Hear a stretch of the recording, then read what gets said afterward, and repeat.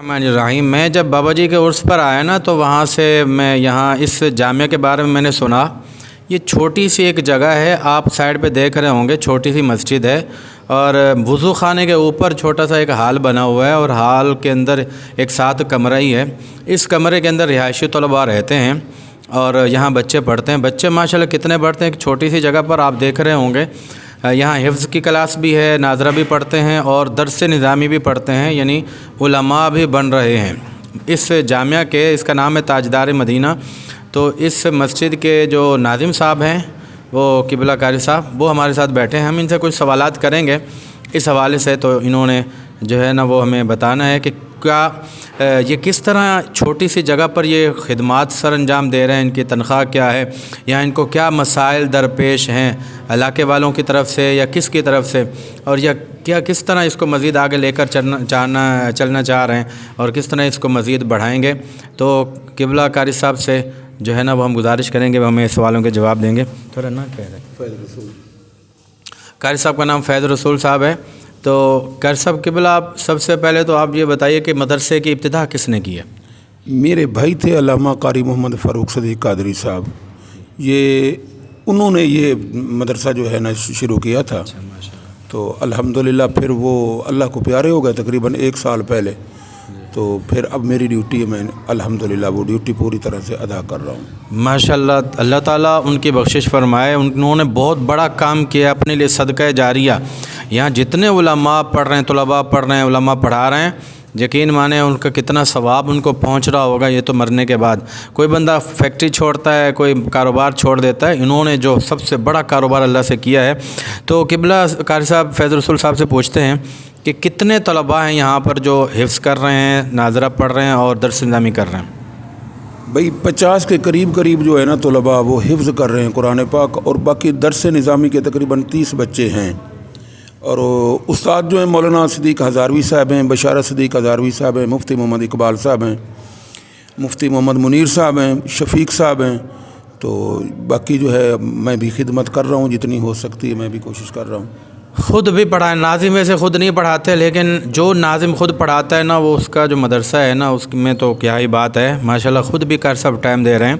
تو کتنے، انہوں نے 5-6 اساتذہ کا نام بتایا ہوگا، اتنے طلباء ہیں، رہائشی طلباء بھی یقیناً آپ کے پاس قاری صاحب ہوں گے؟ تقریباً 35 کے قریب ہیں رہائشی طلباء، جن کا 3 وقت کا کھانا بھی ہم دیتے ہیں۔ اور الحمدللہ یہ ادارہ واحد ادارہ ہے جہاں ایسی سمجھو کہ چندے کا جو ہے نا وہ نظام بالکل نہیں ہے، اپنی مدد آپ کے تحت ہی ہم کر رہے ہیں۔ یعنی کہ یہ 6 استاد ہیں؟ جی 8 استاد ہیں۔ صدیق ہزاروی صاحب رحمت قبلہ دامت برکاتہم العالیہ سمیت ہمارے استاد ہیں، وہ بھی جامعہ نظامیہ میں۔ بشارت صدیق ہزاروی صاحب بھی ان کے بیٹے ہیں؟ ہاں جی۔ اچھا، استاد صاحب کے بیٹے ہیں وہ قبلہ استاد صدیق ہزاروی صاحب دامت برکاتہم العالیہ کے بیٹے ہیں، وہ بھی یہاں پڑھاتے ہیں۔ تو 8 استاد ہیں اور 50 طلباء حفظ ناظرہ کے ہو گئے، 30 طلباء درس نظامی کے ہو گئے، اور یہاں پر رہتے کتنے ہیں؟ 35 طلباء۔ 35 طلباء رہائشی ہیں۔ ہمارے گھر میں ایک مہمان آ جاتا ہے تو پھر آنکھیں نکل آتی ہیں بھی کہاں سے کھلائیں گے پلائیں گے۔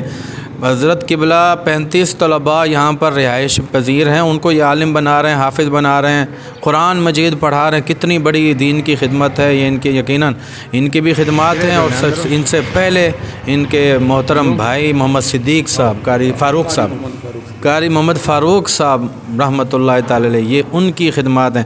تو ہم پوچھیں گے کہ یہ قاری صاحب قبلہ کے یہ تنخواہیں وغیرہ ظاہر ہے 2 لاکھ 2.5 لاکھ 3 لاکھ روپے کا تو خرچہ ہوگا، تو یہ کہاں سے اتنا آ جاتے ہیں پیسے؟ الحمدللہ ہم دراصل جو ہے نا ہماری رہائش ہے وہاڑی، ضلع وہاڑی میں۔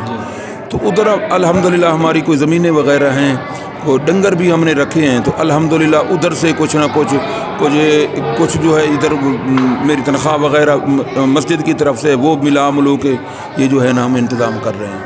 اللہ اکبر، یعنی کہ اپنی تنخواہ وہ اساتذہ کو دیتے ہیں، ادھر خرچ کرتے ہیں، وہاں اپنے علاقے میں انہوں نے رکھی ہوئی ہیں، جانور وغیرہ ہیں، تو ان کے پیسے جو ہے نا وہ یہاں پر خرچ کر رہے ہیں۔ بھائی دور سے جو دیکھ رہے ہوتے ہیں کہ یہ مدرسہ چل رہا ہے، یہاں پر بچے پڑھ رہے ہیں، پتہ نہیں کتنے پیسے آ رہے ہوں گے۔ بھائی پیسے آنے کی بات تو نہیں ہے، وہ تو اپنا جو پیسہ ہے وہ اپنی تنخواہیں لگا رہے ہیں۔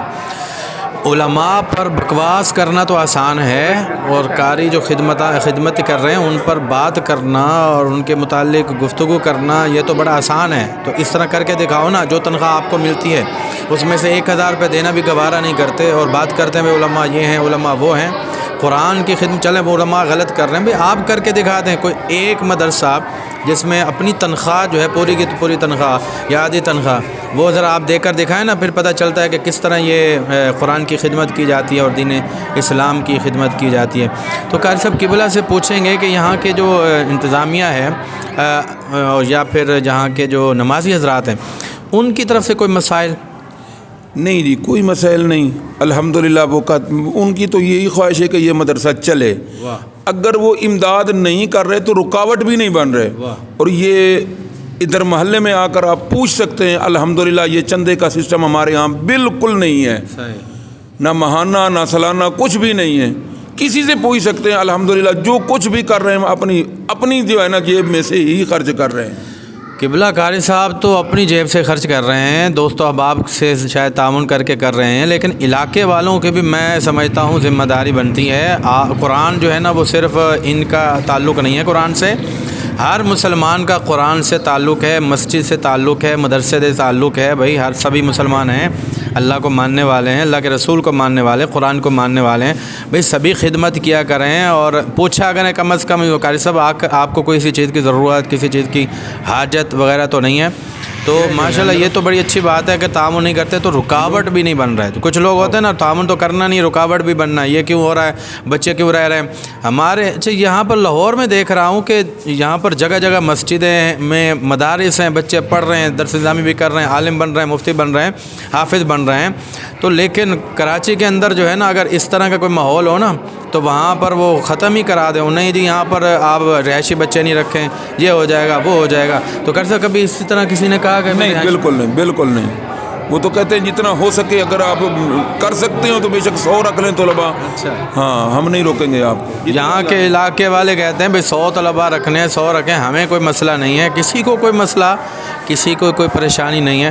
تو قاری صاحب سے پوچھیں گے کہ بہت مشکل ہوتا ہوگا مدرسے کو چلانا یقیناً، تو کوئی ایسے مسائل ہیں قاری صاحب جن کو حل کرنے کی ضرورت ہے؟ ہاں جی بالکل، وہ لنگر وغیرہ کا انتظام ہے، بس جتنا بھی ہو سکتا ہے میں کوشش کر رہا ہوں، اس کی بھی ضرورت ہے۔ باقی رہائشی طلباء جو ان کے لیے کمروں کی بھی ضرورت ہے، اگر کوئی بندہ کر کے دے دے تو اس کی مہربانی ہے جی۔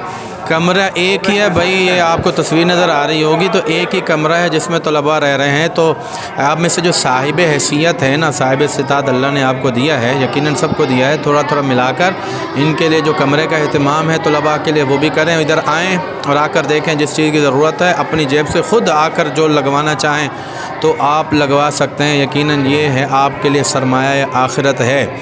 تو اس طرح کے مدارس کی، مساجد کی ضرور خدمت کیا کریں۔